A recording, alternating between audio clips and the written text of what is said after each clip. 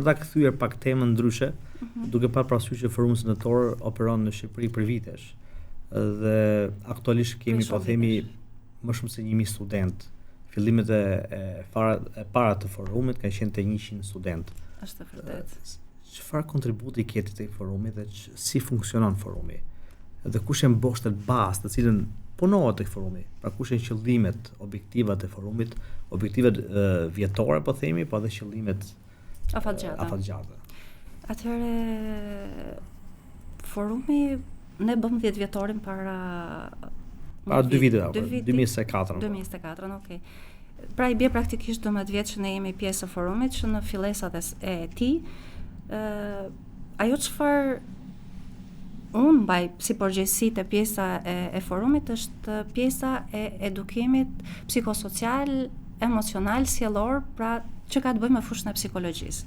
Sigurisht në bashkëpunim me ju, mes një pune grup, unë nuk mund ta veçoj totalisht punën time, pasi ne punojmë grup, jo vetëm ne të dy si më tepër është për diskutuar se për treguar audiencës. Ajo çfarë është bërë për gjatë këtyre viteve, është pikërisht ajo pjesë e punës e cila është ngritur në boshtet që ne gjykuam në atë kohë, por mendoj që kanë rezistuar kohës dhe duhet të jenë pjesë e çdo edukimi, është pikërisht pjesa e edukimit të individit.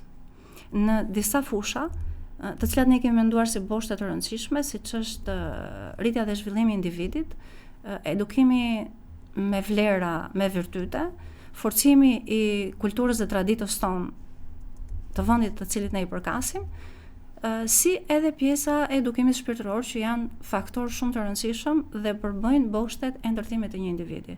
Këto janë pikërisht elementet të cilët unë mendoj që i kanë dhënë gjatësi forumit, të cilat ne kemi parë për gjatë këtyre 12 viteve, por i kemi parë në planin e procesit të edukimit, por kemi patur mundësinë t'i shohim edhe pos këtij plani, kur ata mbyllin ciklin me ne të studimeve të tyre bachelor dhe master.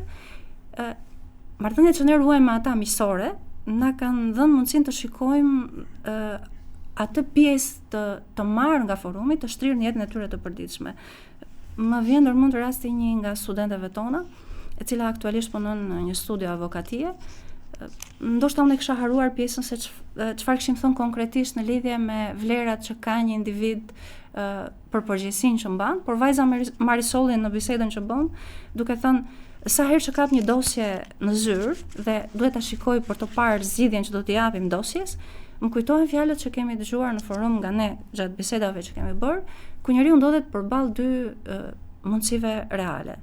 Dhe ti zgjedh atë të cilën ti ke vendosur ta bësh pjesë jetës tënde, ose të mirën ose të keqen. Dhe sa herë thotë që e hap dosjen, më kujtohet kjo fjalë, jo vetëm për veten time thotë që pozicionohem pozitivisht, por i them edhe koleges që kam në krah, që shikoj se kur ta marrësh dosjen, pasi ato e kanë të ndarë punën, secila ka dosjet e vet, i them që je përballë dy mundësive.